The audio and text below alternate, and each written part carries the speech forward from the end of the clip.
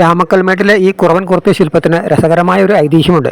യുഗങ്ങൾക്ക് മുൻപ് സുന്ദരമായ കാനനഭൂമിയിൽ കുറവൻ തന്റെ പ്രാണസഖിയായ കുർത്തിയുമൊത്ത് പെരിയാറിന്റെ തീരത്തൂടി നടക്കുമ്പോൾ പെരിയാറിൽ നീന്തി തുടിക്കുന്ന രണ്ട് സുന്ദര രൂപങ്ങളെ കണ്ടു. ശിവനും പാർവതിയുമായിരുന്നു അത്. അവരുടെ ആകാര സൗഷ്ഠവത്തിൽ ആകൃഷ്ടരായി കുറവനും കുർത്തിയും വീഴ്ച നിന്നു. തങ്ങളുടെ സ്വൈര്യവിഹാരത്തിന് ഭംഗം നേരിട്ട് തെറിഞ്ഞ ശിവൻ ഉഗ്രകോപത്തോടെ കുറവനെയും കുർത്തിയെയും നോക്കി കൈകൾ ഉയർത്തി അവരെ ശപിച്ചു. നിങ്ങൾ പാറകളായി അകന്നു മാറി കഴിയട്ടെ. പാവം കുറവനും കുർത്തിയും കരുണയ്ക്കായി കേണപേക്ഷിച്ചു. പക്ഷേ അപ്പോഴേക്കും അവർ പാറകളായി മാറിക്കഴിഞ്ഞിരുന്നു. അങ്ങനെ രണ്ട് വലിയ പാറകൾ പെരിയാറിന്റെ ഇരു കരകളിലുമായി നിൽക്കാൻ തുടങ്ങി, കുറവൻ പാറയും കുർത്തിപ്പാറയും. തുടർന്ന് കലിയുഗത്തിൽ മനുഷ്യർ നിങ്ങളെ ബന്ധിപ്പിക്കുമെന്ന ശാപമോക്ഷവും നൽകി ദേവഗണങ്ങൾ അപ്രത്യക്ഷരായി.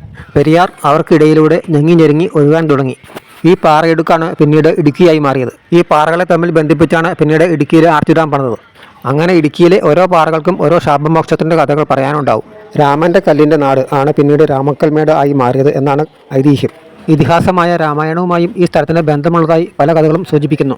തൻ്റെ ഭാര്യ സീതയെ തട്ടിക്കൊണ്ടുപോയ ലങ്കാരാജാവായ രാവണനെ അന്വേഷിക്കാൻ ശ്രീരാമൻ രാമക്കൽമേട്ടിൻ്റെ അറ്റത്ത് തൻ്റെ പാദങ്ങൾ സൂക്ഷിച്ചിരുന്നതായി അത്തരമൊരു കഥ സൂചിപ്പിക്കുന്നു. ശ്രീരാമൻ്റെ കാൽപാദങ്ങൾ പതിഞ്ഞതുകൊണ്ടാണ് ഈ സ്ഥലത്തിന് രാമക്കൽമേട് എന്ന പേര് വന്നതെന്നും പറയപ്പെടുന്നു. ഇവിടെ നിന്നുള്ള തമിഴ്നാട്ടിലെ കൃഷിസ്ഥലങ്ങളുടെ കാഴ്ച തന്നെയാണ് ഇവിടുത്തെ ഹൈലൈറ്റ്.